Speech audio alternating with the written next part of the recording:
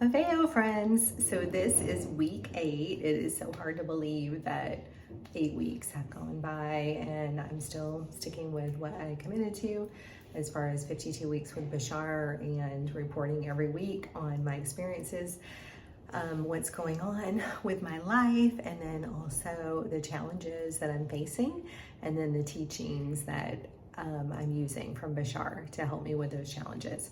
So life is great. I'm in Greece right now. You can probably tell I'm pretty suntan at this point. So I've spent 3 weeks on a sailboat in Greece, so not a lot of challenges there. The last week on the sailboat though, I found myself like getting a little bit bored with the whole routine of like getting up, having an amazing breakfast, going to the beach, then relaxing, drinking wine, having an amazing dinner. Like, it's just amazing, like the whole thing. But doing that every day, day after day, was like my greatest challenge for week 8 was just being a little bit under like stimulated mentally, and then also feeling a little bit like bored with the routine, which is okay. I mean, that was a challenge, and like just not really having a lot planned for the day, and doing the same thing day after day. It's really hot here too, so like it doesn't really lend itself to a lot of walking around and hiking and stuff like that. You'd have to do it either really early in the morning or late in the evening. So yeah, just feeling overall a little bit bored and understimulated. And so good, that's really good to know. What Bashar says about that is there are no inherently boring situations. There are just bored minds, which makes complete sense to me. And he recommends to look at every single moment like it's its own reality, because it is, because we're shifting through parallel realities billions of times per second. So every moment is a new moment, even though in our minds we're thinking that it's a continuation like of the past or the previous moment. So that's good to know.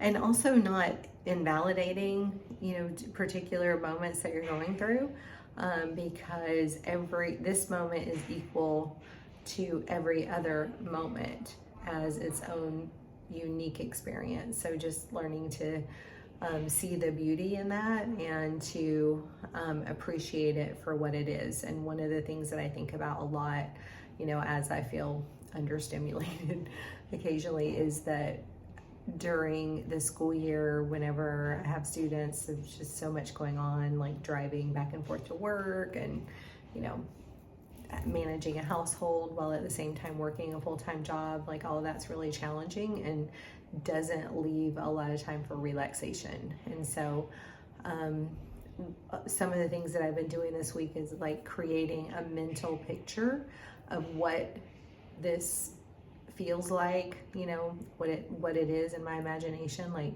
having all the time that you need, relaxing, having really nothing to do, having nothing to worry about. Like all of that is amazing, and I want to come back to this happy place whenever I'm having stress in my future job, which I'm sure that I will at least some of the time.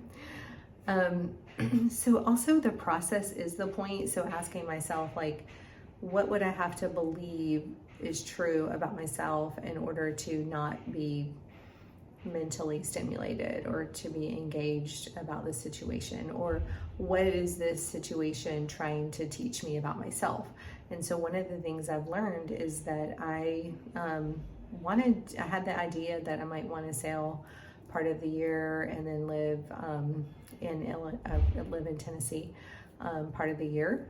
But this shows me that if I do spend a lot of time sailing, that I need to have something else to do to engage myself. So I think for me, it would be a better fit, instead of just doing like 3 weeks of vacation, going to the beach and sailing and eating amazing food. Instead of doing that, maybe have like 1 week of that and have the other time more of a learning experience or some type of a humanitarian experience, like maybe working with animals. There's a lot of cats on these islands that are not taken care of very well. So like doing some type of a humanitarian volunteering. Sorry, having trouble finding the words. Volunteering in some type of a way to maybe help animals or the environment, you know, doing environmental cleanup, and also something that goes along with sailing. So I think like learning or giving back to my community would be a better way of spending a month in Greece. Because I think just not, you know, just relaxing for a whole month is just a little bit too much relaxation for me, which is fine. And so one of the things Bashar says is stay in a positive state no matter what.